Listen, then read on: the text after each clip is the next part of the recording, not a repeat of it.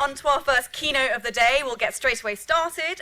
We're going to be hearing from Zoë Sams, who is a tools programmer at Rockstar Games. She is one of Develop's 30 under 30, and she is a board member on the Scottish Games Developers Association.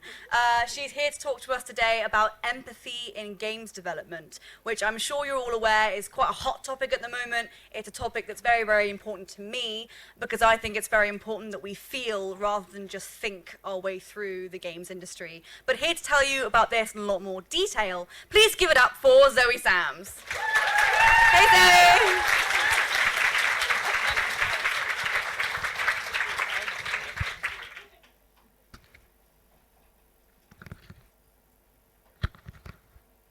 Hear me okay if I talk like this? Nope, I'll hold it instead then. So tip number one for public speaking, don't wear your glasses if you need glasses because then you can't see the audience and they're far less intimidating to you. When I was asked to do this talk on Friday, 6 days ago, and I realized I had 6 days to present something on, and something just before a panel that I feel is really important, like that it takes a village about collaboration, I was extremely excited, but a wee bit nervous, I think is fair to say. I was really daunted. I panicked for a bit. I was like, oh, what am I going to write? And I realized I could just speak from the heart. I've always been a collaborator. It's something that I've done from the youngest age. I never wanted to do just one thing. I did ballet, I skateboarded, I played electric guitar.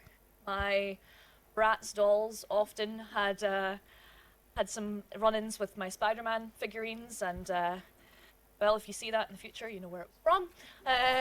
But it was always, the main theme of that was I enjoyed the intersection of things that didn't belong together. This was instrumental in me for choosing a career as well. When I decided upon games development, I realized it was because that I was good at maths and logic, but my passion lied in creativity. I loved making art, and games are the perfect amalgamation of the two. But this wasn't even my first career choice. I actually originally wanted to do performance art and musical theatre, which in itself is a collaboration of 3 different disciplines. It's acting, singing, and dance.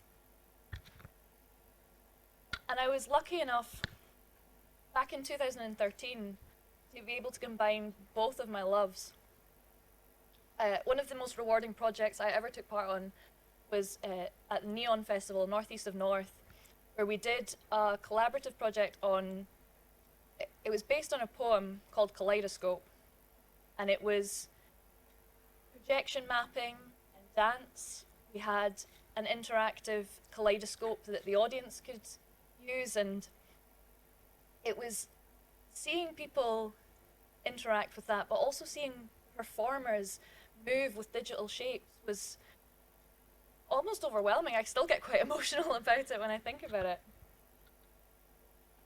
But then I came around to background when I was looking at performance art and realizing that that wasn't the career that I was going to take, and came into games. I went to Abertay University and I studied computer games technology there back in 2010.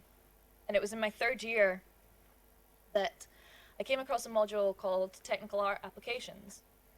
And in this module, we took the computer games technology course, which was entirely programming, and the computer arts course. And we put them together in a room, and we all learnt from each other. We do things like more towards the art side of character rigging, we do more towards the programming side of scripting, and we'd all learn different parts, we'd help each other. And that was when I first felt truly like I'd found my role in the games industry. I'd always wanted to work in the games industry, but I never knew exactly how that would look. But I've also always wanted to help people. It's something that's always been like, I'd do it. If a kid fell down in the playground, I'd sit with them until somebody came. It was just finding tools when I was talking to others and could see their responses to my help it was extremely rewarding. So I took that and I went on to do a master's at Bournemouth University in computer animation and visual effects, knowing that I wanted to specialise in a discipline of technical art or animation tools. And from there, I ended up with my job back in 2015. I started as a junior tools programmer at Rockstar North. And tools programming, if you don't know it, is, well, a tools programmer comes in many different forms. Languages and APIs differ, company roles will switch slightly, but at its core, a tools programmer is someone who helps. It's three things really, I think. The three values of tools programming are communication, collaboration, and care. If you can't communicate with others, can't understand and empathize with their needs,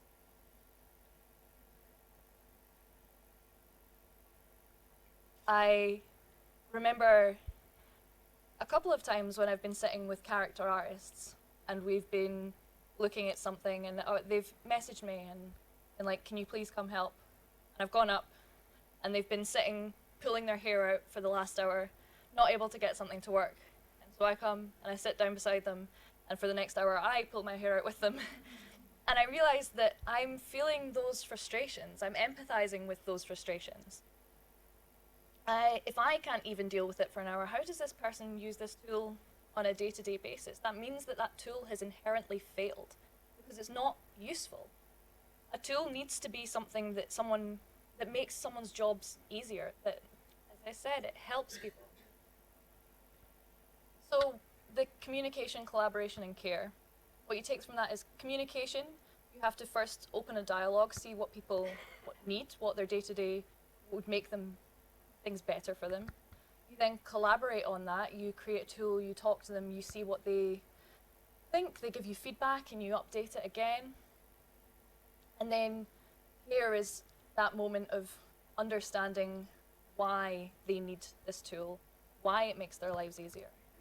And I think this is something that I learned as a tools programmer, but it's not inherently just for tools. Care in general is necessary in any kind of communication in game development. You need to be able to empathize with the people that you're working with to understand what their role is and how you can help them and how you can work together to make something kind of magical. Because games are magic. I spoke earlier in our roundtable discussion about how when I was younger, I'd play games and I'd look online, and I didn't ever think of a career in games because they were just made by magic, right? There was no one made games. That wasn't a career. But it is, and we're all here, and we're all collaborators, even just being in a room together.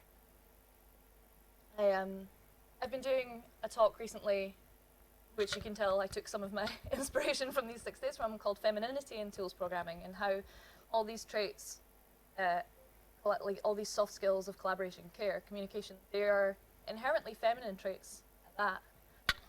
And the way I've been wrapping up that talk and how I'm going to wrap up this one, is something that I really enjoy on a Twitter feed that I saw that discussed programming specifically, but I think extends to game development, as gardening.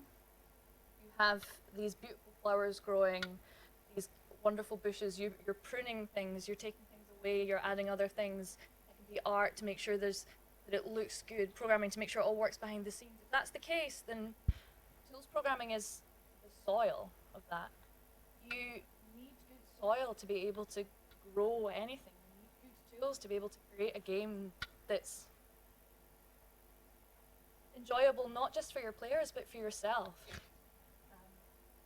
Yeah, I think I rushed through that. I'm not going to lie, I think that was quite quick, but thank you very much for listening.